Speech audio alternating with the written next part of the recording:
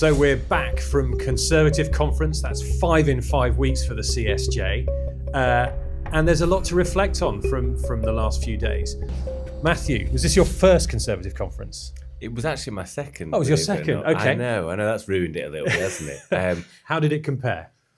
It was quieter, considerably. We went in 2022. We were actually trying to push a private members bill with a Labour MP at the time, and the Conservatives were in government. I think they were not quite riding the crest of a wave, but Boris was still in charge, and there was still a lot of excitement around. I think now, maybe after 12 months, they're sort of coming round to the idea of what's just happened. I think obviously there was excitement last year about the leaders' debate and who was going to be the next leader. But there were still lots of positive conversations, actually. And I thought it was interesting. You may have seen yourself, the fringe meetings were a lot busier than the events in the main hall. And I think that's maybe people looking for new ideas, new policies, conversations to be had about the route forward and other things like that. Yeah. I definitely felt almost surprised at the number of people at quite early morning meetings to talk at the fringes about quite niche policy things. But there was a bit of a hunger, I think, for ideas. And actually, I mean, as you say, it was a bit emptier, but that's what you've got to expect in opposition. But I thought there were more ideas from the front and in the fringes than I've heard for a while at Conservative Conference. I think so, and maybe that was part of the tactic of, they launched 25 policies and it gets people talking as well. And I think, listen, the Conservatives, anyone can see, are facing a bit of an uphill battle. So there's almost maybe a battle for the fight for ideas of what sort of conservatism takes front and centre, whether it be Kemi Badenoch or anybody else, how they're going to move forward and what's going to try and turn things around to win them the next election. But no, it's definitely food for thought and a big appetite for ideas. One of the big ideas that we were talking about, as we've been talking about at every conference, is how we put the problems of men and young boys on the map. And to do so at Tory conference, we had Camilla Tominey, Ian Duncan Smith, Miriam Cates, and Harry Quilter-Pinner.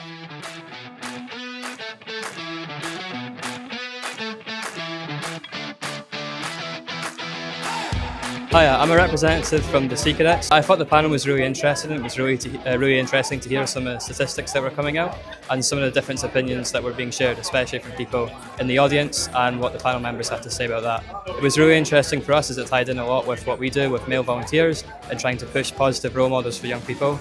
So hopefully there are some good figures coming out and some better media towards what could be done to help young people and particularly young men. And one of the big missions here at the CSJ is bringing philanthropy more into the mainstream. We were lucky enough to host Dr. Jadwiga Lee, New Beginnings 2024 CSJ award winner, to talk more about how the Conservatives can try and refocus about building communities back through giving and listening to small charities.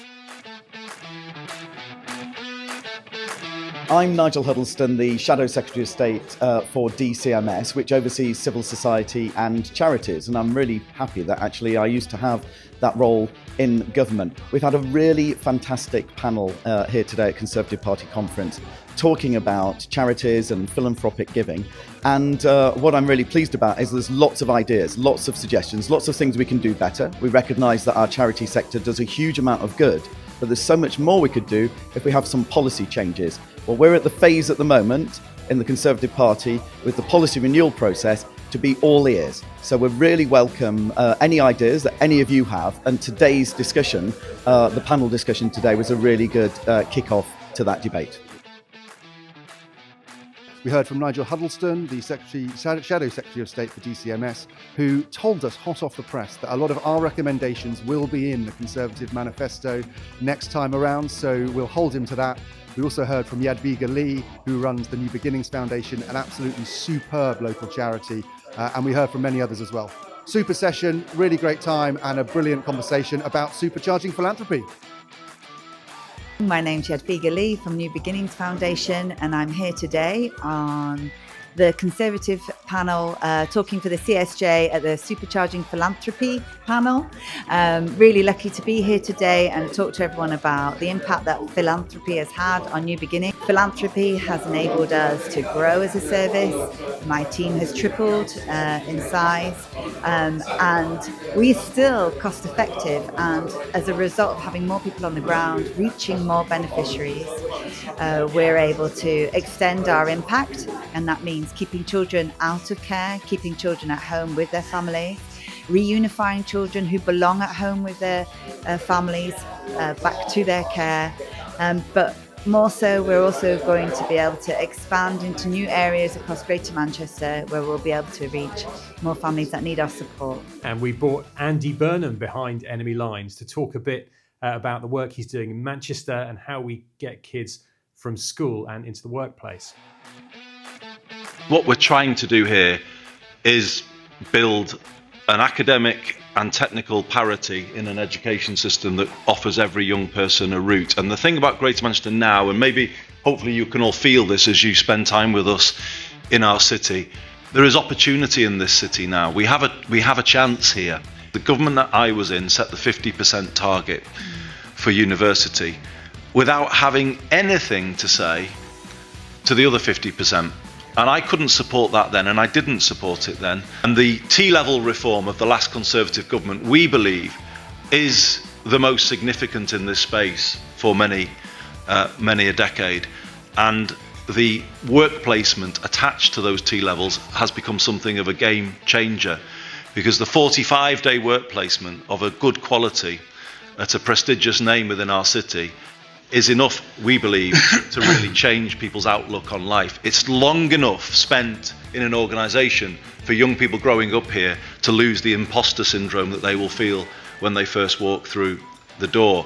And the evidence we have got already from T-levels is over half of the young people taking those 45-day work placements go on to work full-time for those employers who provide them. And I think this reform we're bringing through, the MBAC, if it was to become a B-back in Birmingham, an L-back in Liverpool, it would be broadly the same, actually. The 7 pathways we have into the MBAC through our sectors, Liverpool would have a ports component, Birmingham would have automotive. You'd have broadly the same with some local difference. This could be a template for the rest of the country. Britain is becoming a party of two extremes in education. When you look at the figures for those who leave school without any GCSEs at grade 5 or above, it's pretty low. Where I live in Richmond, 12%, but that's at one extreme. But the other extreme is Blackpool, where it's 45%. That's almost half of the kids there are leaving without much of a secondary education at all. Now, this obviously translates into life chances, and it's the kind of nervous system which politicians don't talk about very much, nor do they talk about the fact that 25% of kids are persistently absent from secondary school, or that 17% are persistently absent from primary school. Now, if kids aren't going to learn in primary what we need to learn in secondary, then the rest of their life in this country is going to be pretty difficult, and they're never going to probably learn to the extent of their potential. So it's past time that we started to really focus, I think, on these gaps and who is falling between them. At the one end, I mean, London is a fantastic place. If you look at the social mobility figures there, it's great. When the school system works, it works very well indeed. But for far too many people in this country, it's not working at all. And that is an area, I think, worthy of much more exploration. Well, thank you so much for those of you who tuned in. But don't forget, if you didn't see it, you can catch up on the amazing conversation that we had from the classroom to careers. Amazing to be joined by the Mayor of Greater Manchester, Andy Burnham, who is leading the way with his Revolution Manchester Baccalaureate that's going to give parity between traditional academic and technical educational routes, as well as our great chair, Sir Ian Duncan Smith, Fraser Nelson, a good friend of ours here at the CSJ too, to understand the big challenges that are facing many young people, as well as employers and parents, into making sure that those young people with that great talent get those academic qualifications, all those vocational opportunities to make sure they can go into the high-skilled, high-wage jobs that we want to see spread across the country and not just bogged down in London, the southeast, like they all too happily are at present. So, as I say, if you didn't watch it live, you were very naughty, but you can still catch up by making sure you click on the button. I'm sure there'll be a link below, and make sure you tune in. I think it was interesting as well how welcomed Andy Burnham was, and I think it was interesting the comments made by people attending the conference, how Manchester has changed over the years, and maybe that's down to him and whatever else. I think it was really interesting the way that Andy Burnham on the panel said that actually it's the CSJ that haven't just brought, you know, some of these issues like NEETs and Lost Boys to the forefront, but have actually changed the conversation when it comes to the national conversation around these issues. The reason why I wanted to be here is I think CSJ, Ian, and credit to you and all of your team and Andy and everyone, has begun to change the conversation in this country about an education system that works for all young people. I think the Lost Boys work that CSJ have been doing is magnificent, and it was exactly the right work at the right time, and it chimes with everything that we are trying to do here. And Jonathan has been a brilliant supporter, obviously, of the MBAC and what we're trying to do, and we really appreciate that cross-party support. I think you'll probably agree that 4, 5, 6 years ago, this wouldn't have been on the table, things like Lost Boys and NEETs. It wasn't seen as sexy and an issue that we should be caring about. And sort of that's why people have probably felt cast by the wayside for many years now. Yeah, I think very much so. And I think that the timing of this has been really interesting, that it struck a nerve. And we've talked this year about the launch of Adolescence, the Gareth Southgate lecture, a lot of people picking up on this. And I think you reach a critical mass where people see a problem and just can't stay quiet anymore. So does it give you hope moving forward that we'll continue to see the conversation going on and the CSJ leading the charge, I hope? Yeah, very much so. I mean, we're staying on this very much in the months ahead. We're going to be launching 4 or 5 reports in the next 6 months alone, looking at different solutions to this. But it's not a problem that's going away quickly. So we're not going to be going away either. So you heard it here first, the CSJ leading the conversation. You're either with us or you're behind us. Get on board. And we weren't just doing our own events at Party Conference. So, for example, myself and Miriam went to the Taxpayers Alliance to talk about welfare reform on Tuesday. And you can see a bit of that here. Thank you. So this is my last panel of my 5th conference in 5 weeks. So if I slur my words or say something offensive or drop down dead in the middle of this, then apologies. The reality when we dig into it is there is some really deep stuff going on in the UK at the moment. And just to put that in the welfare context. So we do lots of work on welfare and we've done a lot on mental health in the last year. It's brilliant to hear the Conservatives are picking up these ideas we have on not writing people off with low-level mental health, and that's a really sensible thing to do. Like, let's not write off young people at the beginning of their lives for a condition where work would actually be helpful. So there's some really basic stuff around that is right that we talk about. But then they take a step back and think, what are the principles of our system? What have I learned 25 years of working in health and social care and welfare? What are the big ideas? And we work with 800 small charities at the CSJ, and they work with people, as John said, coming out of addiction. We work with ex-offenders. We work with young people going into work. And the thing that makes the difference every single time, I've visited dozens of these, and without exception, it starts with a trusted relationship. And our welfare system is about financial distribution, and it needs to become about social capital. And you think of all the examples of different types of people going back into work, that, you know, an offender coming out of prison probably is there because they have never had solid relationships. You think of the young mum who's maybe taken 5 years out to raise a family and is coming back. Actually, the thing that will get her back is meeting another mum who's done it before. The thing that will not get them back is constantly tinkering with the levers of who gets what and how much for what. So we need to make it more human, and that is a big principle. And if you take that principle and apply it, you get to a very different system, and not necessarily a system even provided by government. And we need to think really differently about that sort of thing. Taking it back to 30,000 feet, though, I'm really interested that this was about welfare and personal responsibility. There is a really big social contract question running through all our work at the moment and underpinning so much of what I've been hearing at conferences. So yes, there is something about people not working who should be, and people hate it when their neighbours don't. But we're seeing it everywhere. So we're seeing it in school readiness. 1/3 of children at the moment are not school ready. That's not basic reading and writing. That is, can you dress yourself? Can you use a toilet? And do you respond to your name? 1/3 of children can't do that on their first day at school. That's not a government failure. That's a social failure. That's a family failure. Looking higher at school, we've done a lot on school attendance. About half of parents now think it's reasonable for their child to be persistently absent, missing a day a fortnight. They think that is reasonable. When we think about things that drive worklessness, the Conservative Party used to be conservative and talk about things like marriage and family, and we need to get back there again. Because if you live in a lone parent family, 1 in 3 chance that it is long-term workless. In a household with a married father, it is 1 in 50. It is night and day. It is a completely different ballgame, and yet we've been embarrassed to talk about this for the last 30 years. The welfare state is not the solution to the problems that we face at the moment. Actually, I think it is the cause of many of the problems that we face, whether it's from family breakdown to people not working to the problems we have with massive state debt. I actually think that the way welfarism has developed has actively caused those problems rather than it being incidental to them.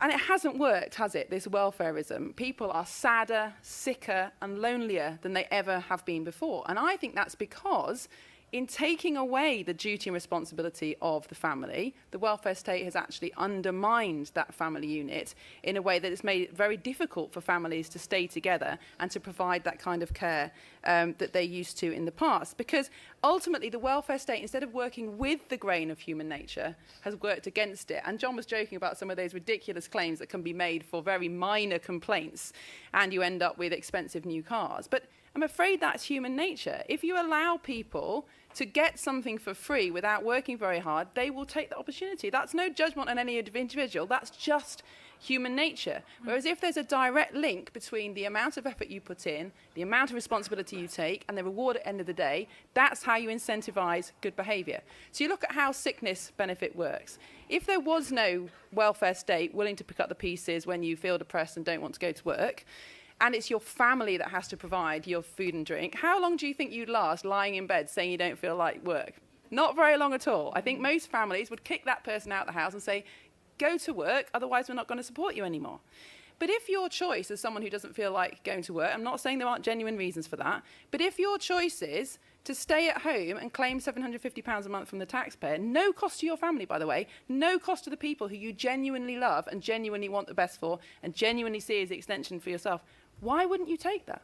Like, that's human nature. And as Reem said, it's actually the right choice morally for some people because they know that their moral duty is to provide for their family. As with every party conference, we sent our comms team round to ask people attending what social justice means to them. Social justice to me as a conservative, well, not just a conservative, but one nation conservative, I think that there is a paternalistic obligation to give people the tools to help themselves. And for the less well-off in society, obviously there's going to be times where they're not going to have those resources and tools.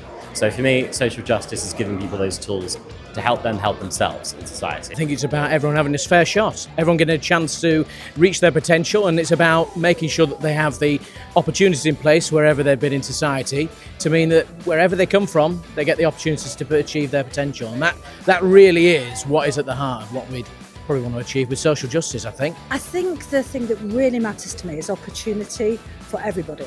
And the way you get opportunity is by having that amazing education.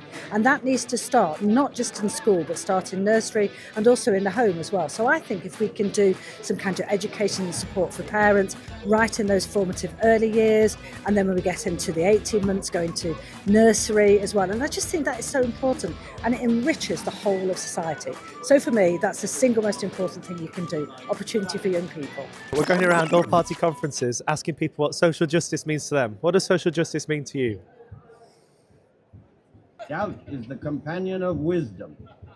Many doubted we could stand against tyranny. Yet we did. Doubt must never paralyze us. It must sharpen our resolve to act, to test, and to lead. But whether it creates fear, hope, or doubt, I suspect what weighs most heavily is the question of work. Do you worry AI will take away your job? I think that's great. So that's a wrap for conference season for the CSJ. We've been to Reform, Lib Dem, SDP, underrated, Labour and Conservative conference. And actually we're going to be down at the Senedd in Cardiff next week as well, talking about Lost Boys. But the reason we do this is to try and raise the conversations in the corridors of power. Our entire point of existence is to find out what's going on the back streets and put it in Parliament. And whether the MPs are from any party across the political spectrum, we want them to know what we're hearing so they can do something about it. The conversation continues. It does. And that's it. Party conference season over. 1 million down. 11 months to go. CSJ out.